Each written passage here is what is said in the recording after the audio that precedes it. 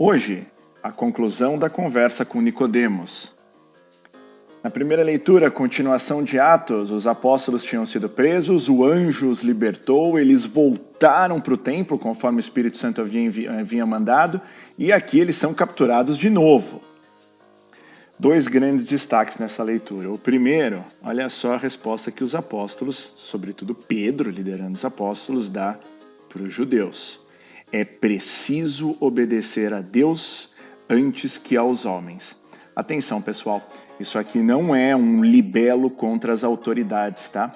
Isso aqui não é uma orientação bíblica para que o cristão se insurja contra autoridades, sejam elas quais forem.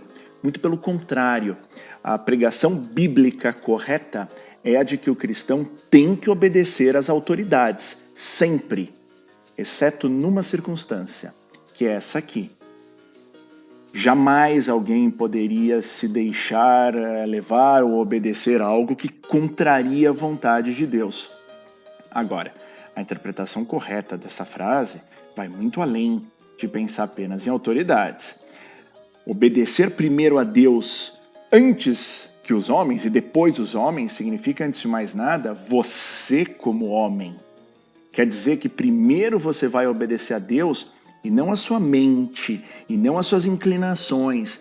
Então, antes de ficar olhando esse versículo como uma insurgência contra autoridades, veja esse versículo pessoalmente, individualmente. Deus tem que prevalecer contra os seus instintos. Segundo ponto de grande destaque na leitura de hoje, aqui da primeira, é a resposta que os judeus dão aos apóstolos quando eles dizem que tem que obedecer a Deus. Então, olha só, quando ouviram isso, ficaram furiosos e queriam matá-los. Atenção, pessoal, mensagem para a igreja, mensagem para nós cristãos. É péssimo a igreja viver de braços tão dados em tanta harmonia com o mundo. Muito melhor seria a igreja estar em constante conflito com o mundo. De duas uma, ou o mundo finge que está ok com a igreja e nem liga para a igreja, que é o que tem acontecido hoje em dia, finge que está tudo bem, acolhe, sai bonito na foto, ou o mundo se contrapõe à igreja porque o mundo não aceita o que a igreja deveria falar. O pior cenário diante de tudo isso é quando a igreja começa a passar uma mensagem fraca que é aceitável ao mundo. A mensagem correta leva a isso aqui. Ficam furiosos e querem matá-los. O salmo é o mesmo de ontem, é o Salmo 33, mesmo refrão. Este infeliz gritou a Deus e foi ouvido. E o nosso evangelho é a parte final do capítulo 3 de João, a conclusão da conversa com Nicodemos, alguns pontos fantásticos de destaque. Mas vamos direto aqui para aquele que mais interessa, que é esse do versículo 36. Aquele que acredita no Filho possui a vida eterna. Aquele, porém, que rejeita o Filho não verá a vida, pois a ira de Deus permanece com ele. Ao longo desses últimos dias, você que acompanhou essa nossa reflexão sobre a liturgia diária, pode até ter se indignado com certas conclusões. Afinal de contas, o que a gente prega aqui é que pouco importa as suas obras no mundo, se você é caridoso, se você é solidário, se você não acredita em Jesus. Você pode achar isso muito radical, a gente entende isso.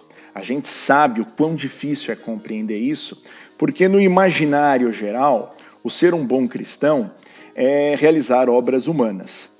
Atenção, pessoal, repito, a gente não é contra obras humanas, muito pelo contrário, só que não adianta ter obras humanas se você não acreditar em Jesus. Aliás, obra humana nenhuma vai compensar sua falta de fé em Jesus.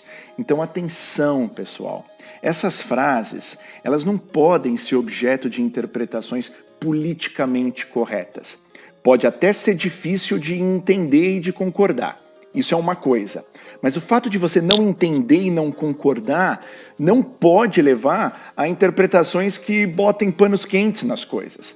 Aqui, para não ter dúvida, aquele que acredita, possui a vida. Aquele que rejeita, querendo dizer não acredita, não terá a vida eterna. E por que é assim? Porque no cristianismo verdadeiro, A condição número 1 para que você possa receber o Espírito Santo e então ser transformado não é pelos seus méritos, é por acreditar em Jesus. E olha, você pode estar se perguntando, puxa, mas eu vejo tanta gente que acredita ou diz que acredita em Jesus e é tão pior que pessoas do mundo que fazem obras tão melhores. Pessoal, lembra que a gente tem as várias etapas.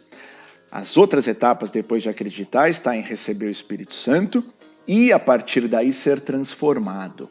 A pessoa que acredita, recebe o Espírito e passa a ser transformado, tem que chegar e vai chegar em lugares muito superiores a qualquer boa pessoa do mundo.